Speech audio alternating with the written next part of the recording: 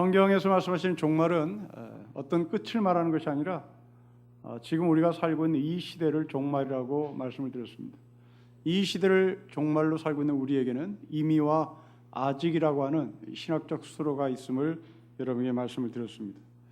이 이미와 아직 사이에 살고 있는 우리에게 필요한 삶은 바로 긴장을 요구받지요.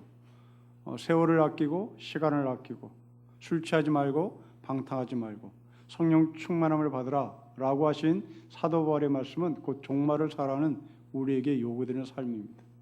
잘 이해가 되지 않는다면 우리는 사형수를 한번 예를 들어봤으면 좋겠는데, 사형 언도를 받은 사형수가 있다고 가정합시다. 이 사람은 죽은 목숨일까요? 산 목숨일까요? 이미 이 사람은 죽은 사람입니다. 그러나 아직 죽지 않았습니다. 어떻게 보면 우리는 잠정적 사형수지요.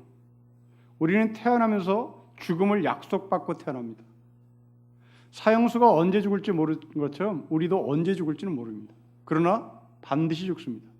사형수가 반드시 죽듯이 우리는 반드시 죽습니다. 이것이 이미와 아직 사이의 삶이죠. 사형수가 사형 언도를 받고 난 이후에 교도소에서 대충 사는 사람 아무도 없습니다. 이제 자기가 얼마 살지 않을 것이라는 것을 예측한 사형수들은 하루를 정말 최선을 다해서 산다는 보고를 우리는 접합니다.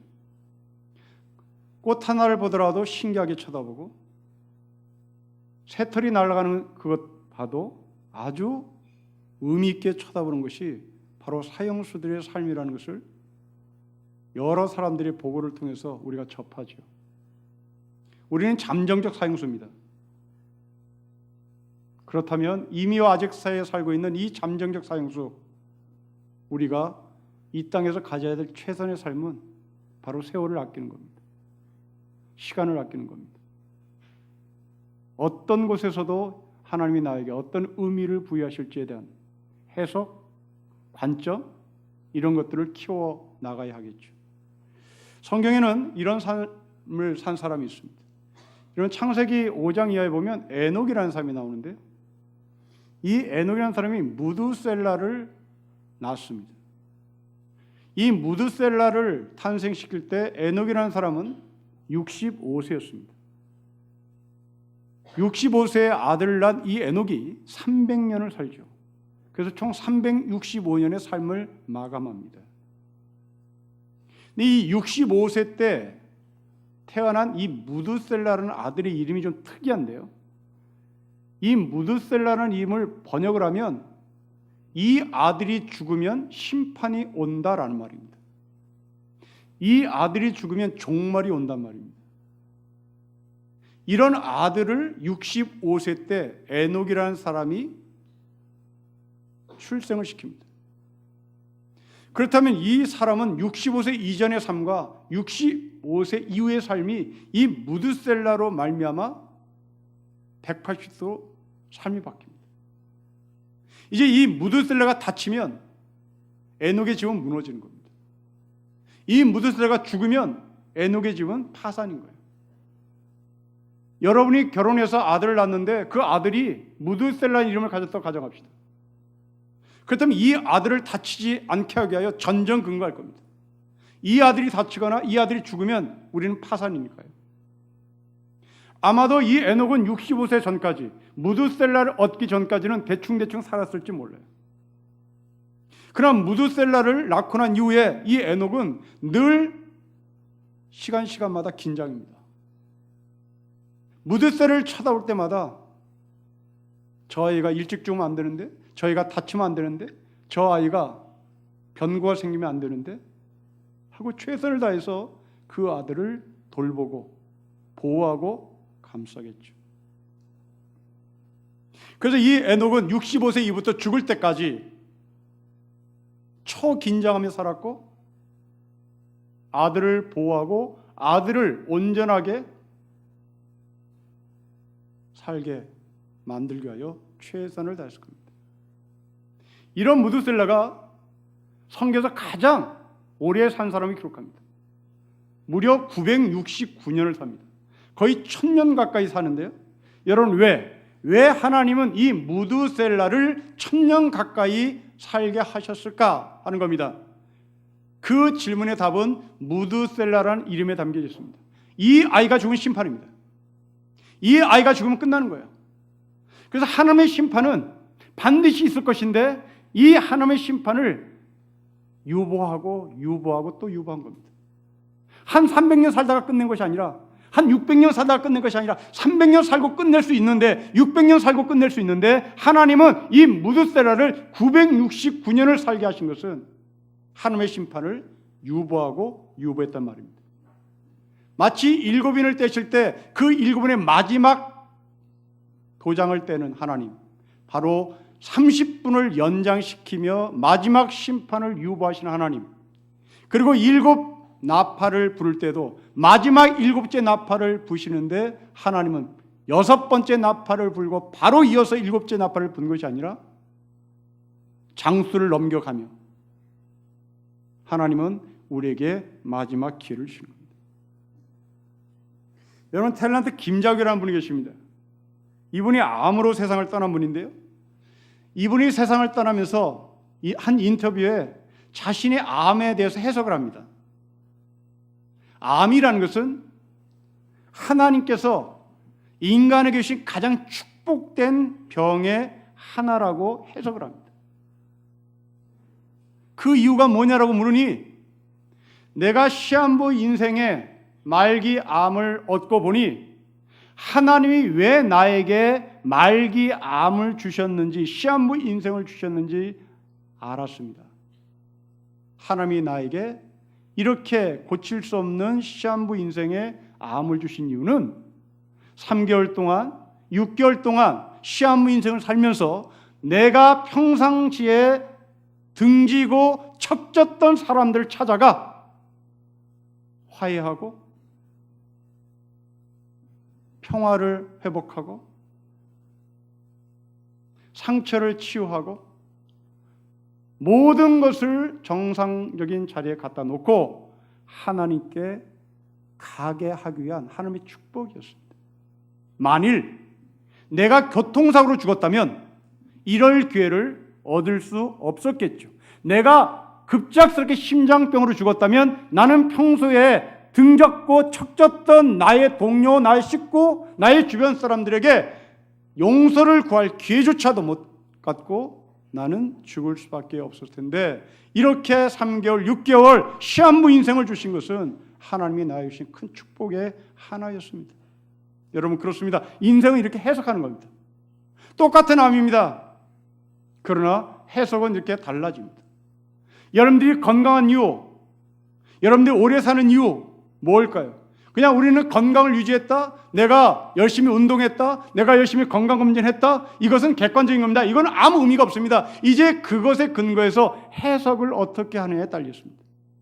내가 죽지 않고 살아있는 이유, 건강을 유지했기 때문이 아니라 등지고 척진 사람들과 화해하도록 하나님께서 시간을 주신 마지막 기회라고 해석을 하는 것이죠. 그래서 그 성령 충만함이란 시간을 아끼는 것이고, 세월을 아끼는 것이고, 술 취하지 않는 것이고, 방탕하지 않는 것이고, 그 남은 기간, 이미와 아직 사이에서 우리가 긴장을 가지고 시간을 아끼며 살아가는 거예요. 그 시간을 아끼며 살아가는 중에 이제 하나님은 지난주에 흰말을 떼겠다고 말씀합니다.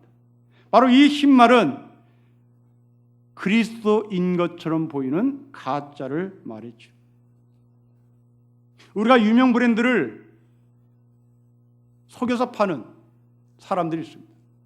아디다스인 것 같은데 유심 보면 아디다스가 아니라 아디도스로 바뀐다든지, 나이키가 분명한데 또 자세히 보니 나이크로 바꾼다든지, 이것이 유사 상품입니다. 바로 흰말은 그렇게 이 땅에 들어온 유사 상품과 같은 적 그리스도요 유사 그리스도를 말합니다. 대표적인 것이 지금 우리나라를 휩쓸고 있는 신천지가 아닌가 싶습니다. 여러분, 이 신천지는 14만 4천 명이 이 신천지의 복음 안에 들어오면, 그래서 이 복음 안에 들어와서 복음방이 무엇인지를 알면, 그리고 그 복음방을 알고 내가 진짜 진리를 알았다고 고백하는 사람들이 사인을 하면 그 사람들을 신천지의 멤버로 받아들이고 14만 4천 명이 채워지면 이제 하나님은 이 땅에 재림하시는 예수를 보내고 종말을 맞이한다라고 가리킵니다. 그래서 열심히 이 사람들은 14만 4천을 채우기 위하여 길거리 다니며 복음을 전한다고 얘기하며 거기에 낚인 사람들을 복음방으로 들여보내고 그 복음방에서 가짜를 통하여 세뇌를 시키고 거기에 사인을 한 사람들, 바로 그들을 신천지 집단으로 집어넣습니다. 그런데 2016년에 신천지가 발표한 통계에 의하면 이 신천지들은 신천지의 신도 수가 17만 2,775명이라고 자기네 스스로 밝혔습니다. 14만 4천이 채워지면 종말이 와야 하는데, 그렇다면 2016년에 17만 명이 넘었다면 이 땅에 종말이 와야 하고 이 땅에 재림주 예수 그리스도가 와야 하는데 그렇지는 않습니다. 결국 이들은 흰말을 가정한 유사 상품이요, 유사 종교, 유사 기독교였습니다. 이제 이어서 오늘은 붉은 말이 등장합니다. 이 붉은 말을 영어 번역에 보면 불타오르는 빨간 말이라고 아주 강하게 번역을 합니다. 여러분 3절과 우리 4절을 같이 읽겠습니다. 시작. 둘째 인을 떼실 때에 내가 들으니 둘째 생물이 말하되 오라 하니 이에 다른 붉은 말이 나오더라. 그 탄자가 허락을 받아 땅에서 화평을 제하여 버리며 서로 죽이게 하며 또 큰 칼을 받았더랍니다. 여러분 이 4절을 영어 버전으로 읽으면 세 가지의 문장으로 나누는데요. 그 탄자가 허락을 받아 땅에서 화평하게 만들었다. 그런데 그들은 서로 죽이게 했다. 무엇으로? 큰 칼로. 큰 칼로 서로 죽이게 했다. 화평을 만들어야 될 미션 앞에 이들은 큰 칼로 사람을 서로 죽이며 이 화평을 무너뜨렸다라는 말입니다. 여기서 이 큰 칼은 곧 전쟁을 말하는 것이고 전쟁은 곧 정치 권력을 말하는 겁니다. 다시 말하면 지난주에 흰 말은 종교 영역이었다면 오늘 이 붉은 말, 불타오르는 이 붉은 말은 정치 영역이라고 우리가 볼 수 있습니다. 그러나 원래 칼은 정의를 말했죠.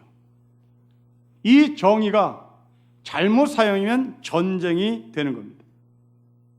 여러분 디케의 여신이라는 헬라 신이 있습니다. 그 디케 신은 정의의 여신이죠. 이 정의의 신 디케는 한 손에 저울을 들고 한 손에 칼을 들고 있습니다. 그리고 눈을 수건으로 감싸고 있죠. 그러나 우리나라의 정의의 여신, 대법원에 가보면 디케의 여신을 모티브로 만들었으나 디케의 여신과 약간 다릅니다. 한 손에는 저울을 들고 있고 한 손에는 칼 대신 법전을 들고 있습니다. 그리고 또 하나 다른 점이 있습니다. 디케의 여신은 수건으로 눈을 가리고 있는데 우리나라 정의 여신은 눈을 뜨고 있습니다. 여기에 던지는 메시지는 분명합니다. 디케 여신아, 너 앞에 불려온 죄인을 저울에 올려놓고 정확히 판결해.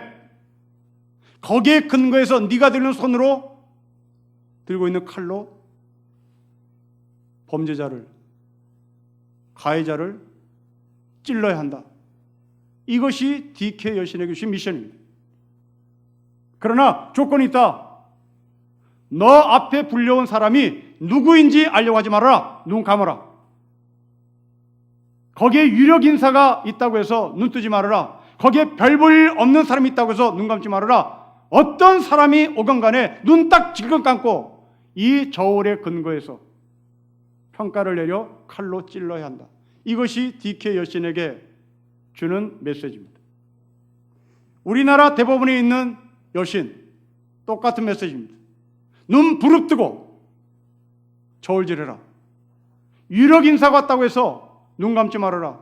별 볼 없는 사람이 있다고 해서 눈 뜨지 말아라. 모두들 눈 부릅뜨고 저울질에 정확히 평가를 해서 네가 들고 있는 법전에 근거하여 평가를 해야 한다입니다. 그래야 정의가 살고 그래야 화평과 평화가 유지되는 것이죠. 제가 초등학교 때부터 대학을 졸업하고 신학교를 갈 때까지 섬겼던 교회, 제 모교가 있습니다. 그 모교에 제가 고등학교 다닐 때 대법관 한 분이 계셨습니다. 양심과 법에 근거해서 판결하는 대법관, 대단히 실력 있는 법관입니다. 그리고 이분은 교회에 존경받는 장로님이셨습니다. 1975년에 제가 고등학교 2학년 때인데 우리나라에 엄청 무서운 시국 사건이 터졌습니다. 대법원 합의체에 이 사건이 올라갔습니다. 양심과 법에 근거해서 정확히 판결하는 이 실력 있는 대법관, 그리고 교회에서 존경받는 이 장로님, 이분이 1975년에 조작된 이 시국 사건을 앞에 놓고 눈을 감아버렸습니다. 눈을 부릅뜨고 이 사람들이 왜 여기까지 왔는지를 검토하고 판결해야 하는데, 이 사람은 눈을 감고 사형 언도에 찬성표를 던졌습니다. 그 다음날 속전속결로 사형 언도를 받은 사람들은 죽었죠. 경찰은 가짜로 만들었다고 칩시다. 검사는 고문해서 거짓 자백을 받았다고 칩시다. 중앙정보부는 안기부는 그렇게 조작해서 날조된 사건으로 시국을 몰아쳤다고 칩시다. 하급심에서 사형이라고 올렸다고 칩시다. 대법관입니다. 최고의 실력을 자랑하는 사람입니다. 그리고 대법관 정도 되면 이제 노인의 반열애들은 인생 다 산 사람입니다. 그렇다면 눈을 부릅떴어야죠. 소수견을 남겨놨어야 되죠.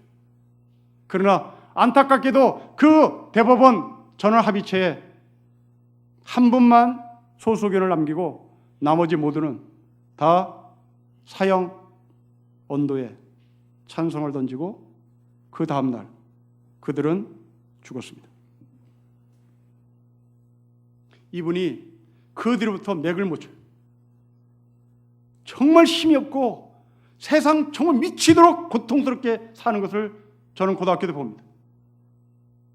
결국 이분은 한국에 살지 못하고 이민을 갑니다. 늘 궁금했습니다. 이 장로님의 말년은 어떻게 될지. 2008년에 먼 이국 땅에서 세상을 떠납니다. 눈을 부릅뜨고 저울을 들고 법전을 들어 정확히 판결을 해 이 땅의 평화와 화해와 하나됨을 추구해야 될 대법관의 실수였습니다. 이 사건은 지금도 이 사회를 분열시키는 고통스러운 사건으로 남아있고 사법부의 가장 암울한 흑역사의 한 사건으로 자리매김을 하고 있습니다. 만약 그 장로님이 제대로 판결하고 비록 소수 의견으로 자기의 이름을 남겼다면 이분은 존경받는 장로님, 존경받는 대법관의 자리에 계셨을 것이고 먼 이국 땅에서 죽지 않고 존경받으며 후배들의 사랑을 받으며 삶을 마감했을지도 모릅니다. 오늘 본문은 바로 그 얘기를 하는 겁니다. 평화를 유지하라고 칼을 줬습니다. 그러나 평화를 유지하게 칼을 받은 이 사람들이 전쟁을 일으켰습니다. 서로 죽고 죽였습니다. 그리고 이것을 평화라고 말합니다. 이 평화는 무슨 평화일까? 그렇습니다. 2000년 전에 있었던 로마의 평화 팍스 로마나를 말합니다. 이 팍스 로마나는 로마 황제들이 세계를 힘으로 칼로 진압을 하고 이것이 평화야 라고 외쳤던 거죠. 여러분 가끔 신방을 가보면 어린 꼬마들이 굉장히 조용한 아이들이 있습니다. 초등학교 1, 2학년 아이들이 막 천방지축으로 뛰어야 됨에도 불구하고 가만히 앉아있는 아이들이 있습니다. 그러면 따라간 권사님들이나 이런 연세 드신 할머니들이 어이구 애가 착하다고, 애가 얌전하다고, 그렇지 않을지도 모릅니다. 억압적인 부모 밑에서 길을 못 펴 얌전한 아이일지도 모릅니다. 우리는 그 아이를 보고 얌전해, 이 집은 참 평화스러워, 이 집은 참 조용해, 가짜 평화일지 모릅니다. 여러분, 이 가짜 평화를 평화라고 한다면 저는 이 평화가 우리나라에 온전히 존재하는 것을 하나 소개해드리고 싶습니다. 바로 그것은 155마일 휴전선입니다. 개미 새끼 한 마리 소리 지르지 않습니다. 그리고 하늘로는 새들이 왔다 갔다 합니다. 땅으로는 동물들이 왔다 갔다 합니다. 굉장히 평화롭습니다. 그러나 우리는 그것을 평화라고 말하지 않습니다. 우리는 그것을 전쟁터라고 말합니다. 팍스 로마노라고 외쳤던 이 로마 황제의 평화는 바로 전쟁터의 평화였습니다. 성경은 말합니다. 종말에 이런 가짜들을 조심해야 된다. 종말에 이 가짜들을 경계해야 된다. 그리고 반드시 하나님은 이 종말에 이 가짜들을 심판한다고 말합니다. 그렇습니다. 여러분, 예수님이 외친 평화는 하나님 나라입니다. 반면에 로마 황제가 외친 평화는 팍스 로마나입니다. 예수님께서 외친 하나님 나라, 이것은 다분히 정치적인 단어인 것이 틀림이 없습니다. 이 정치적인 단어 하나님의 나라라는 것은 팍스 로마라고 외쳤던 로마 황제가 서로 대립하는 정치적 단어였습니다. 믿음의 사람들은 이 길을 갑니다. 여러분, 모세를 보십시오. 모세는 가만히 있으면 바로가 됐었고 애굽의 왕이 될 수 있는 사람이었습니다. 그러나 하나님 나라를 대망했던 이 모세는 바로와 한판 붙습니다. 팍스 로마노라고 외쳤던 이 세상의 권력과 한판 붙기를 원했던 것이 바로 모세였고, 모세는 그렇게 바로 한판 붙어 팍스 로마노라고 외쳤던 가짜 평화라고 외쳤던 그 바로의 신음 속에서 이스라엘 백성들을 끌어냅니다. 바울을 보십시오. 바울은 자기가 갖고 있는 지식, 자기가 갖고 있는 학벌, 자기가 갖고 있는 학문을 들고 가만히 있으면 국회의장까지 갈 수 있는 사람이었습니다. 그러나 하나님 나라를 대망했던 이 바울은 국회의장직을 버립니다. 산헤드린 의회 의원의 자리를 버립니다. 그리고 그들과 한판 붙습니다. 하나님 나라와 세상의 평화가 붙는 삶입니다. 우리가 종말을 살아갈 자리에 있어야 할 우리의 위치입니다. 팍스 로마나가 말하는 이 세상의 평화가 아니라 진정한 하나님의 평화, 그 진정한 하나님 나라, 그것에 부딪히는 곳에 내가 있는 것을 봐야 될 것입니다. 여러분, 이 고백을 하는 사람들은 내가 들이는 칼로 사람을 죽이지 않습니다. 내가 들이는 칼로 사람을 살해하지 않습니다. 통계하면 한국 사회에서 자살이 급증한 시점을 1997년으로 나타납니다. 1997년 이전에는 10만 명당 한 10명 안팎으로 자살을 합니다. 근데 97년에 자살률이 급증하는데 18.4명으로 증가합니다. 10명 안팎에서 18.4명으로 급증한다는 것은 대단히 높은 수치입니다. 그런데 2009년에는 자살하는 사람이 10만 명당 31명으로 늡니다. 통계청의 숫자입니다. 계속 상승하다 2011년이 되면 31.7명으로 최고조의 정점을 찍습니다. 그리고 2012년부터 조금씩 감소 추세에 들어가나 여전히 30명 선을 유지합니다. 자, 분석해 봅시다. 1997년이 어떤 해였던가? IMF 때입니다. 2009년이 어떤 때였는가? 세계 금융위기 때입니다. 2011년은 언제 때인가? 부자 대세를 외치고 광풍이 이 민족을 휘몰아칠 때입니다. 부자 되는 심리학 책들이 팔렸던 것입니다. 부자 경제학이라는 책이 날개 듯이 팔렸던 때가 바로 2011년입니다. 노동과 휴식을 구하지 않으세요. 돈을 벌기 위하여 모두가 다 눈이 벌게졌던 때입니다. 남들이 어찌됐든 나 혼자 돈 벌면 되는 것이고 잘 먹고 잘 사는 것이 이 땅의 윤리였습니다. 그 힘이 여러분을 지배합니다. 그 결과 비트코인의 광풍이 우리에게 왔고 우리 중에는 24시간 휴대전화를 켜고 살아야만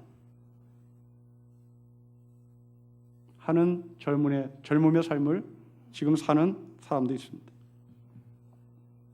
여러분, 이 결과 남는 것이 뭘까요? 공포입니다.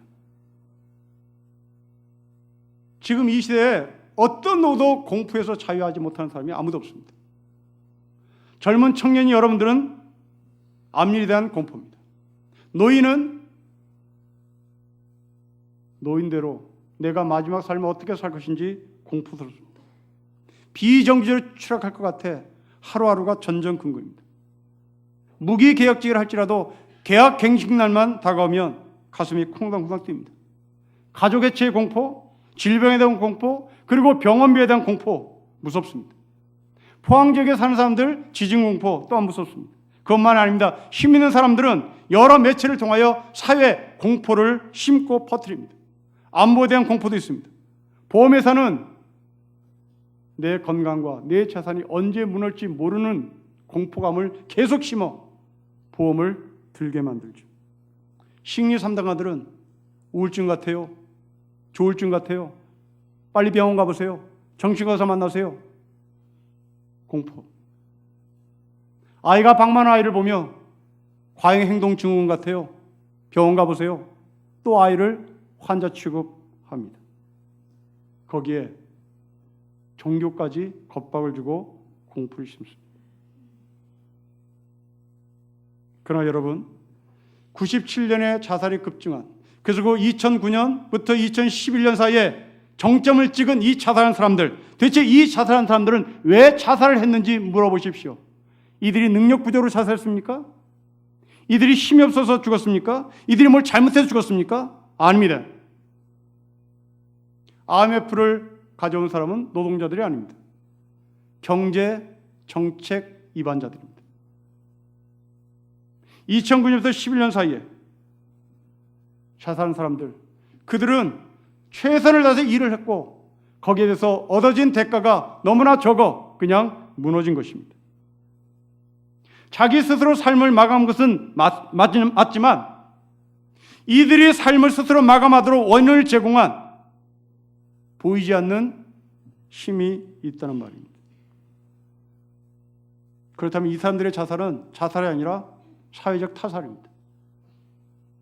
이것은 저의 말이 아니라 프랑스의 철학가 에밀 드류갱의 말입니다. 대다수의 자살은 자살 아니다, 사회적 타살이다. 에밀 드류갱의 결론입니다. 몇 해 전에 한 탤런트가 유서를 남겨놓고 죽었습니다. 그 유서에는 수많은 유명한 사람들의 이름이 나오고 특정 언론사의 사장 이름이 정확히 기재됩니다. 그리고 그 유서 내용에 나는 이들로부터 성추행을 당했어요, 나는 이들로부터 상납을 요구받았어요, 그리고 자살했습니다. 누가 죽였습니까? 딸을 폭행한 아버지가 있습니다. 그 아버지의 폭행에 참다 못해 딸이 죽었습니다. 자살했습니다. 누가 죽였습니까? 사회적 타살입니다. 아버지가 죽였습니다. 언론사 사조가 죽인 겁니다. 하나님께서 우리에게 말씀하신 살인하지 말라, 이 말은 그냥 내가 사람을 죽였다가 아니라 이렇게 살인 교사범, 이렇게 한 탤런트를 죽게 만든, 그리고 딸을 죽게 만드는 폭행하는 아버지, 바로 그들이 살인범입니다. 성경은 오늘 그들에게 말합니다. 내가 너희들 반드시 손을 본다. 형제자매 여러분, 여러분의 삶 가운데 10년 전에, 5년 전에, 아니면 나이가 든 사람은 30년 전에 어떤 여성을 성추행하고 어떤 여성을 강간했다면, 그럼에도 불구하고 여전히 내가 살아있다면 하나님 말씀하십니다. 내가 너 손본다. 내가 너를 손보기 전에 빨리 회개해라. 내가 너를 손보기 전에 돌아와라. 내가 너를 손보기 전에 빨리 이 붉은 말에서 내려와라. 이 붉은 말에서 빨리 칼 놓고 내려와라. 말씀합니다. 버젓이 딸을 성추행하고도 여전히 살아있다면 하나님이 경고합니다. 니들 다 죽었어. 너 내 손에 반드시 죽는다. 그게 심판이다. 그러며 하신 말씀입니다. 거기에서 내려와라. 용서를 구하라. 오늘 본문은 바로 그 말씀하고 있습니다. 여러분 4절을 다시 보십시오. 서로 죽입니다. 서로 죽인다는 말은 뒤에서 조종하고 있다는 말입니다. 살인 교사범들입니다. 직접 자기가 칼을 찌르지 않습니다.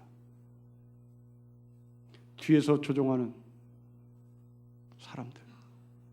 바로 여러분 직장에서 여러분을 앞세워 뒤에서 조종하는 나쁜 인간들. 그리고 수갑을 자기가 차야 됨에도 불구하고 맥없는 여러분들이 수갑을 차게 만드는 이 뒤에서 조종하는 인간들. 하나님이 말씀하십니다. 내가 그놈들 반드시 손본다. 그것은 멸망입니다. 우리는 지금 죽고 죽이는 무한 경쟁 속에 내몰리고 있습니다. 이 시점에서 우리가 이 프레임에 동의를 해야 될 것인가, 동조할 것인가에 대한 고민입니다. 그러며 하시는 말씀입니다. 화평케 해야 하는 미션을 너희가 들고 이 땅에 왔다.